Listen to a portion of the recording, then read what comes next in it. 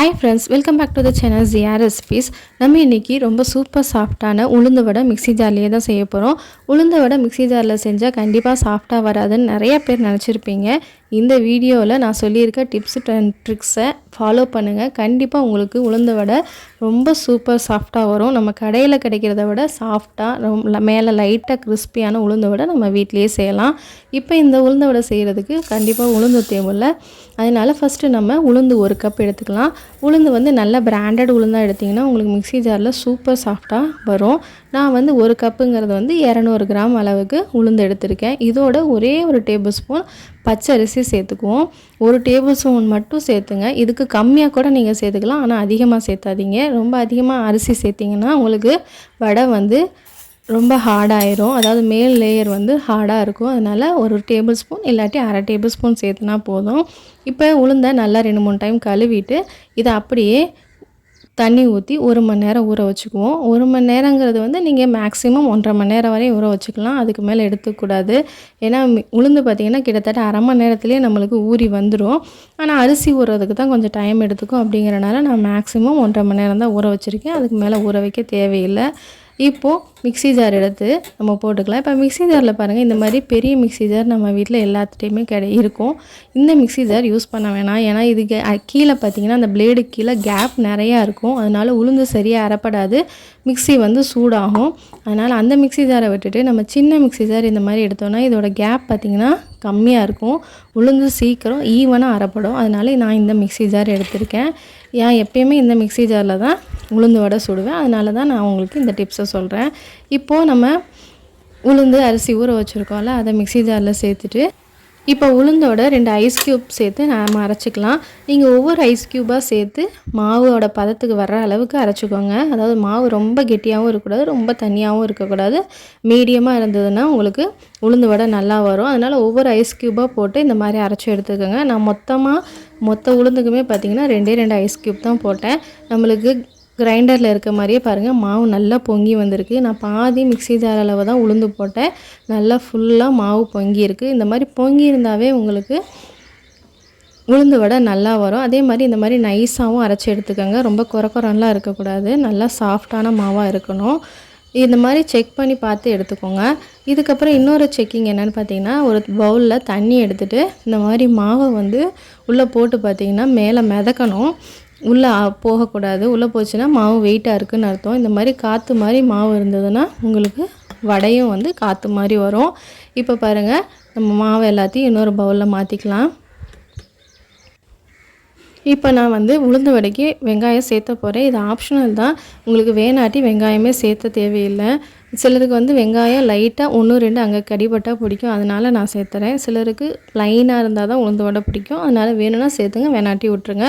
இப்போ 1 டீஸ்பூன் மிளகு சேர்த்துட்டு நம்ம வெட்டி வச்ச வெங்காயத்தை சேர்த்துட்டு ஒரே 1 டேபிள் ஸ்பூன் இஞ்சி சேர்த்துட்டு 1 டேபிள் ஸ்பூன் பச்சை மிளகா சேர்த்துக்கலாம். பச்சை மிளகா நீங்கள் காரத்துக்கு தகுந்த மாதிரி சேர்த்துக்கலாம்.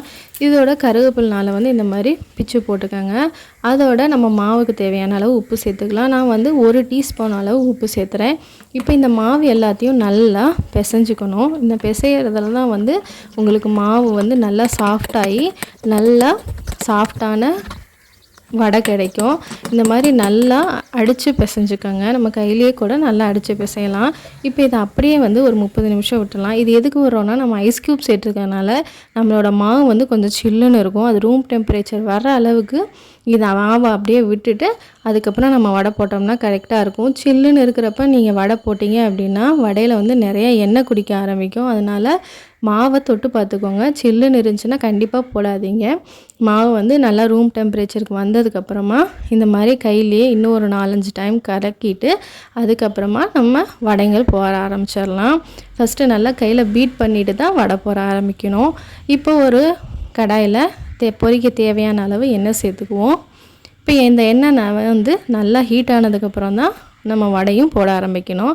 இப்போ இன்னொரு ட்ரிக் நான் சொல்லிக் கொடுக்குறேன் வடை போடுறதுக்கு. அதாவது இது பிகினர்ஸ்க்கு ரொம்ப யூஸ்ஃபுல்லாக இருக்கும். இப்போ இந்த மாதிரி நீளமான நல்ல டம்ளர் எடுத்துக்கிட்டிங்கன்னா உங்களுக்கு போடுறப்ப கை சுடாமல் இருக்கும். டம்ளர் எடுத்துக்கோங்க. இந்த மாதிரி ஒரு பேப்பரோ இல்லை இலையோ இல்லை கவர் ஏதாவது எடுத்துக்கோங்க.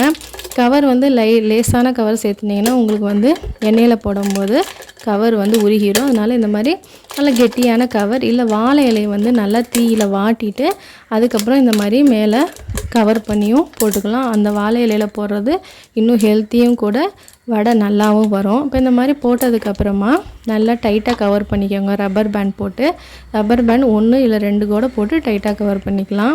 இப்போ மேலே கொஞ்சமாக எண்ணெய் சேர்த்துட்டு நம்ம மாவை கொஞ்சமாக கையில் தண்ணி நனைச்சிக்கணும். ரொம்ப வந்து கை ஈரமாக இருக்கக்கூடாது. நனைச்சதுக்கப்புறம் மாவை எடுத்திங்கன்னா கையில் ஒட்டாமல் வரும். அதுக்கப்புறம் இந்த மாதிரி நடுவில் நம்ம ஓட்டை போட்டு நம்ம எண்ணெயில் போட வேண்டியதுதான்.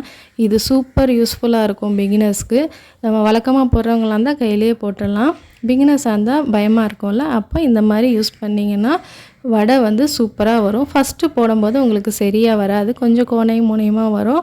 நீங்கள் போட ஒரு 2-3 வடை போட்டிங்கனாவே உங்களுக்கு வடை வந்து சூப்பராக ரவுண்டாக ஷேப்பாக வர ஆரம்பிச்சிரும். இப்போ நான் 2வதும் போட்டு காமிக்கிறேன் பாருங்கள். அதே மாதிரியே கையில் கொஞ்சம் தண்ணி தொட்டுட்டு அதுக்கப்புறம் நம்ம வடையை வந்து மேலே இந்த மாதிரி தட்டிட்டு சைடெல்லாம் கூட இந்த மாதிரி ஷேப் பண்ணிக்கலாம். இது அப்படியே எண்ணெயில் மெதுவாக போடணும். நம்ம போடும்போது ஃப்ளேமை வந்து கண்டிப்பாக லோ ஃப்ளேமில் வச்சுட்டு போடுங்க. அப்போ தான் வந்து எண்ணெய் ஆவி கையில் அடிக்காமல் இருக்கும். இப்போ இதே மாதிரியே நம்ம எல்லா வடைகளையும் போடலாம். சில சமயம் பார்த்திங்கன்னா போடும்போது சரியான ஷேப் வராது. நீங்கள் போட கரெக்டான ஷேப்ஸ் வந்துடும். இப்போ இதை வந்து திரும்ப மிதமான தீயில் வச்சுட்டு இதை எல்லாத்தையும் நல்லா குக் பண்ணுவோம். நம்மளுக்கு வடை வந்து வேக இந்த மாதிரி மேலே மிதக்கும், அடியில் நிற்காது. மேலேயே நல்லா மிதந்து இந்த எண்ணெயெல்லாம் வந்து பபுள்ஸ் எல்லாம் அடங்கிருச்சுன்னா வடை வெந்துருச்சுன்னு அர்த்தம். இப்போ அடிக்கடி இந்த மாதிரி திருப்பி விட்டுக்கோங்க. ஃப்ளேம் வந்து கண்டிப்பாக மிதமான தீயிலே இருக்கட்டும். ஹை ஃப்ளேம்லேயும் வேண்டாம். ரொம்ப லோ ஃப்ளேமில் வச்சிங்கன்னா வடையில் வந்து எண்ணெய் குடிக்க ஆரம்பிச்சிடும். அதனால் மிதமான தீயில் வச்சு வடையை 2 பக்கமும் திருப்பி போட்டு நல்லா ப்ரௌன் கலர் ஆனவனையும் நம்ம எடுத்துட வேண்டியதுதான். இப்போ பாருங்கள் எண்ணெயெல்லாம் அடங்கிருச்சு, கலரும் வந்து ப்ரௌன் கலர் ஆயிடுச்சு. இப்போ நான் வடையை எடுத்து காமிக்கிறேன் பாருங்கள். சூப்பரான வடை நல்லா ப்ரௌன் கலரில் ரெடி ஆயிடுச்சு. இப்போ நம்மளுக்கு சூப்பர் வடை கிடச்சிருச்சு. இப்போ பாருங்கள் இது எவ்வளோ கிறிஸ்பியாக இருக்குது. இந்த கிறிஸ்பினஸ் பார்த்திங்கன்னா உங்களுக்கு 2-3 மணி நேரம் கூட வரையும் இருக்கும். சில சமயம் நம்ம வடை சுட்டு வச்சோன்னா கொஞ்சம் நேரத்துலேயே மேலெல்லாம் துணி மாதிரி ஆயிரும். இது பார்த்திங்கன்னா ரொம்ப நேரம் வந்து இது கிறிஸ்பியாக இருக்கும். நம்ம உள்ளே பார்த்திங்கன்னா சாஃப்டாகவும் மேலே பார்த்திங்கன்னா நல்லா கிறிஸ்பியாகவும் சாப்பிட்றதுக்கே செம்மையாக இருக்கும். இப்போ பாருங்கள் எவ்வளோ சாஃப்டாக இருக்குது.